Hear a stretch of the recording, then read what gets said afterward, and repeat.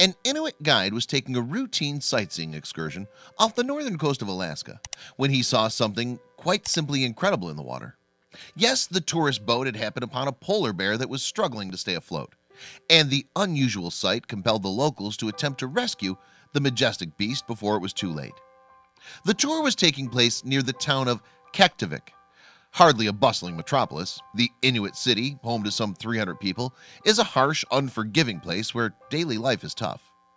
Here, the Inuits are known as Inupiat.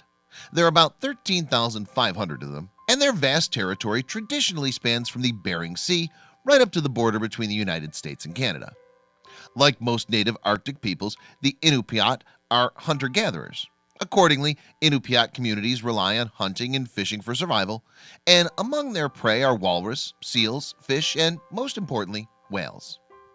During the summer whaling season, when the sea ice is melted, Inupiat whalers risk their lives hunting these great animals.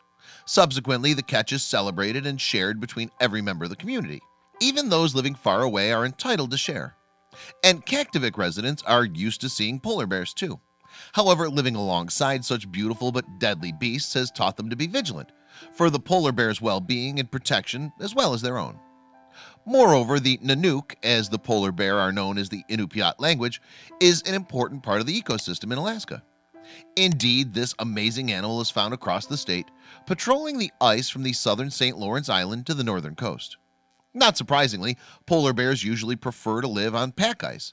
But as summer approaches and the ice begins to melt, some bears in the area return to land. Here, though, they can still sometimes be found swimming in the waters offshore. Yet the bear's aquatic excursions can be dangerous, as it's at this time of year that Inupiat whalers occupy the same waters.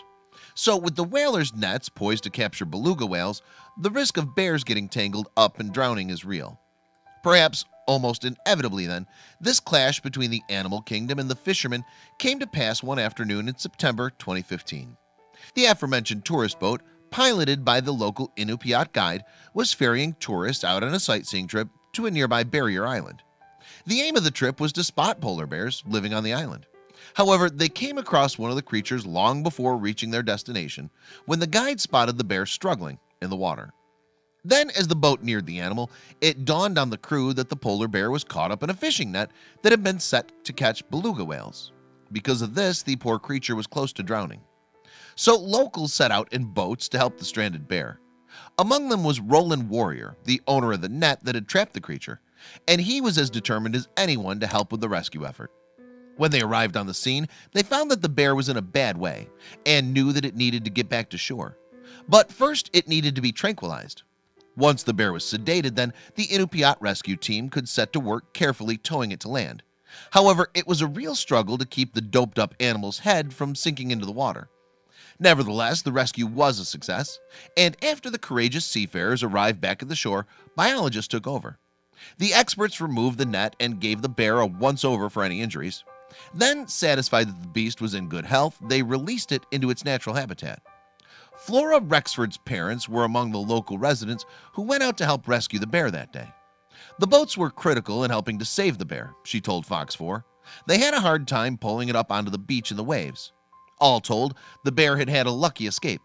But it was thanks to the close relationship that the local residents have with the wildlife in the region that they were able to help save the life of this stunning but endangered animal.